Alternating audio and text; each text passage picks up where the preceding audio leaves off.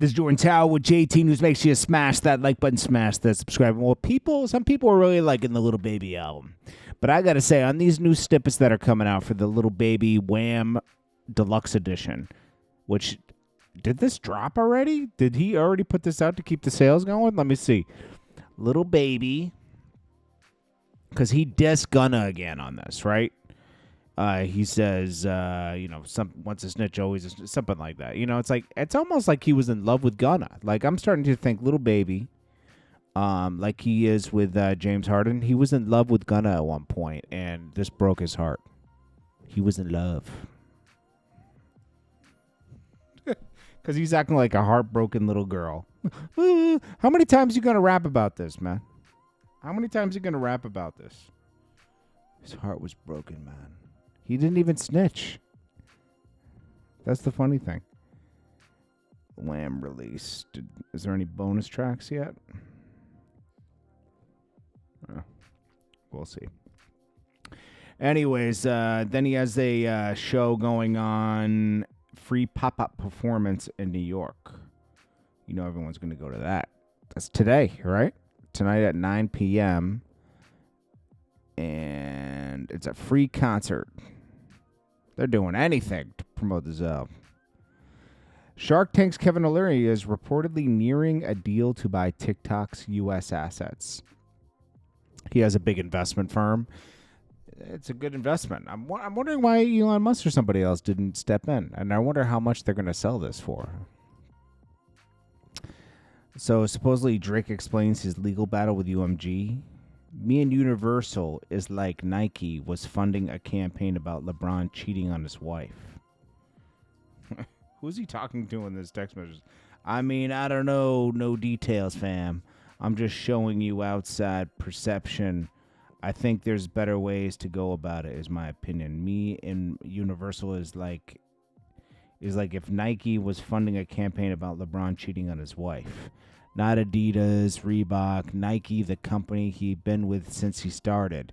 My situation is not no street stuff.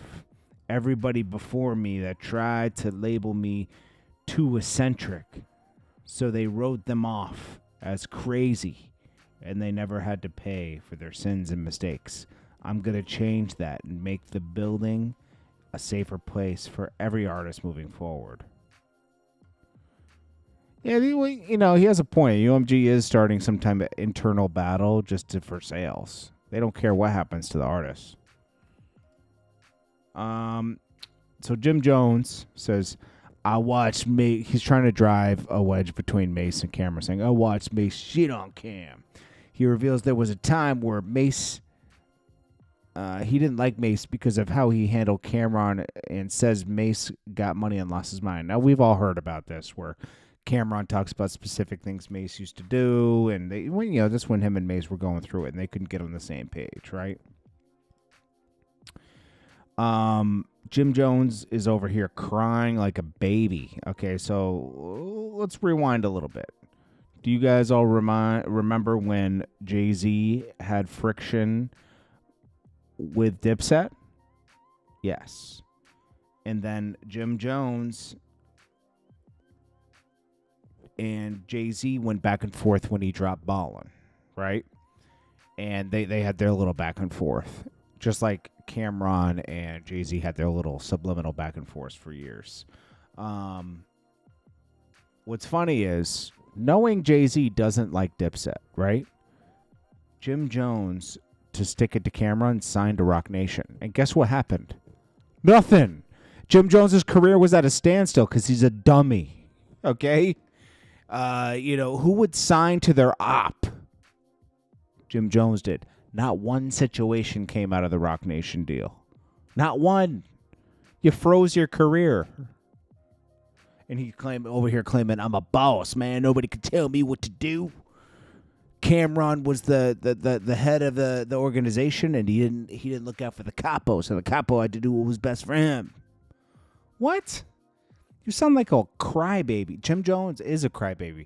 Look at his interview with Funk Flex, if you want to do some comparison. Look at the interview with Funk Flex and look at the one with Justin LeBoy. He was more heard about some other stuff with Funk Flex, right? Cameron didn't do this and that. He didn't feel like the same love was being reciprocated, right? Then fast forward to now, he's all like bossed up saying, Cameron didn't look at me. He's upset that Cameron and Mace are friends now, and he's excluded. He excluded himself by backstabbing Cameron when he had a beef with 50 Cent and siding with 50 Cent over Cameron, which was super corny. Jim Jones will forever be a cornball in that. And you still got to question Jim Jones. He was pulled over, not charged in Georgia, never charged in the case with Mel Matrix when he was heavily involved in on phone taps. Jim Jones has to be questionable. Drake's dad, Dennis Graham, fuels Kendrick Lamar fans' secret daughter theories when he posts and deletes a kid, a daughter. I don't, who knows, man. And then also, Drake rapped something about, what did you? This stuff is getting tiring. Kendrick Lamar fans went crazy. It says, my dad has another child. I told him it wasn't my sister, he raps. Many are calling the timing interesting and accused Dennis of deleting his post to try to hide the evidence. For now, it's all purely speculative, they say. I'm about to get Actigram free Anita at stake. Anita Maxwell. Anyways, man, this is Jordan Tower with JT News. Make sure you smash that like button, smash that subscribe button. Let me know what you guys think. Appreciate you guys, and I'll check you guys in the next one. Smash that like button.